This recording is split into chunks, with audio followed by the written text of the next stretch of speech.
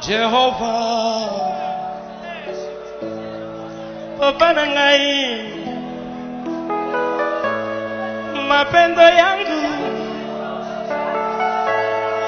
rafiki yangu, Jehovah, Jehovah, nasenga kitango, nasenga kipengonga.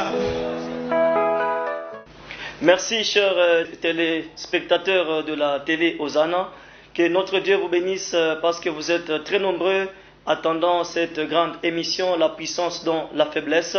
Et nous aimerions tout juste avant de commencer cette émission avec la prière. Seigneur éternel, nous te disons infiniment merci. Connecte mon esprit à ton esprit. Parle Seigneur que nous puissions t'écouter au nom de Jésus-Christ. Amen. Bien-aimés, que Dieu vous bénisse. J'aimerais que vous puissiez prendre votre Bible pour que nous puissions lire les Saintes Écritures. Nous sommes dans Jérémie chapitre 31, verset 15. La Bible dit ceci. Ainsi parle l'Éternel, on entend des cris à Rama, des sanglots, des larmes amères. Rachel pleure sur ses fils, elle refuse d'être consolée sur ses fils, car ils ne sont plus. Amen. Que notre Dieu vous bénisse. Le thème de ce jour est celui-ci. La stérilité de Rachel. C'est le thème que le Saint-Esprit nous a mis à cœur. La Bible dit ceci, on entend des cris amers. Rachel pleure ses enfants parce qu'ils ne sont plus. La stérilité de Rachel. Commençons par le commencement. Qu'est-ce que la stérilité? La stérilité, c'est l'impossibilité complète de la reproduction. Et ici, nous voyons Rachel qui pleure sur ses enfants parce qu'ils ne sont plus. Et l'expression Rachel pleure ses enfants, que cela signifie? Ça symbolise la douleur de voir les captifs partir en exil. Rachel a les douleurs de voir les captifs partir en exil. Et cette douleur de Rachel cessera lorsque Israël se repentira et que Dieu lui accordera le pardon. Et là, nous voyons les cris de Rachel. Rachel pleure ses enfants, symbolise les douleurs que Rachel a, voyant les captifs partir en exil. Et quand est-ce que cette douleur va cesser? C'est lorsque Israël se repentira et Dieu lui accordera le pardon.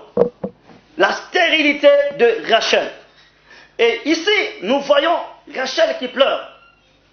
La Bible dit dans Genèse chapitre 29, verset 17, Léa avait les yeux délicats, mais Rachel était belle de taille et belle de figure. Et là, nous voyons, malgré la beauté de Rachel, en taille et en figure, mais Rachel reste stérile. Or, la stérilité, c'est l'impossibilité complète de la reproduction.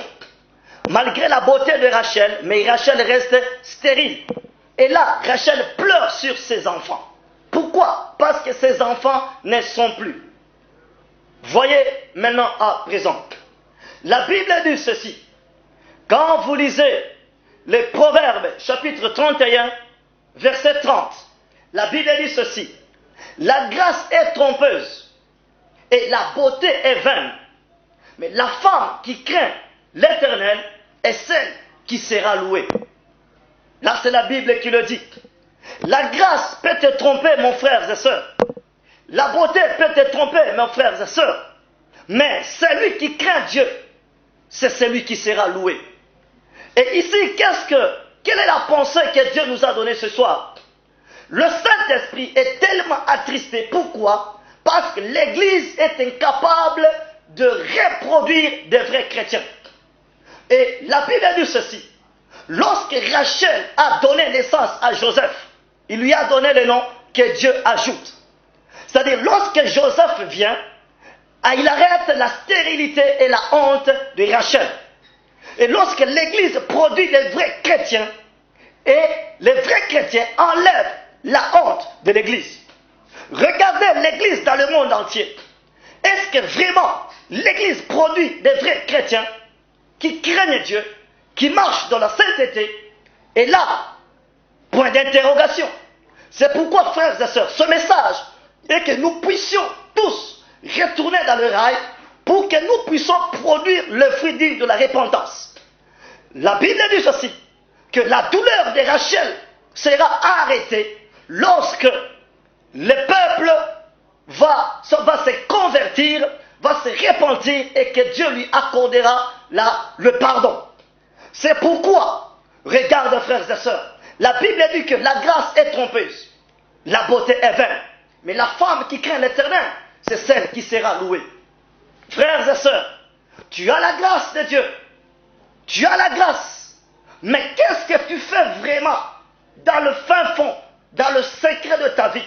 Parce que le vrai toi n'est pas ce que tu es en public, mais le vrai toi, c'est ce que tu es en privé.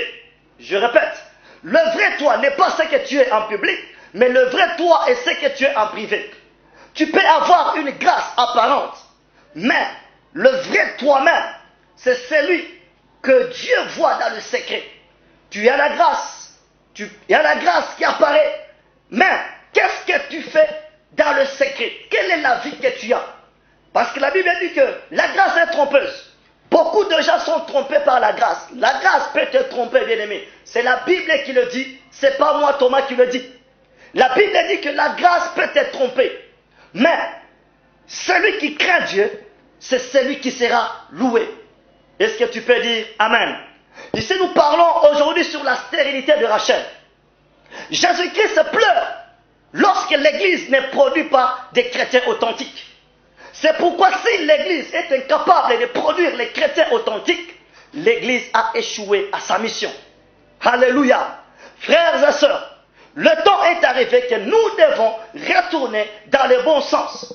C'est ainsi que la Bible dit dans Actes des Apôtres, chapitre 3, verset 2.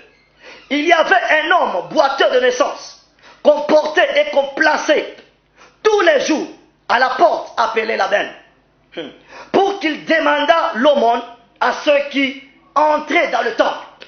Cet homme était boiteux de naissance.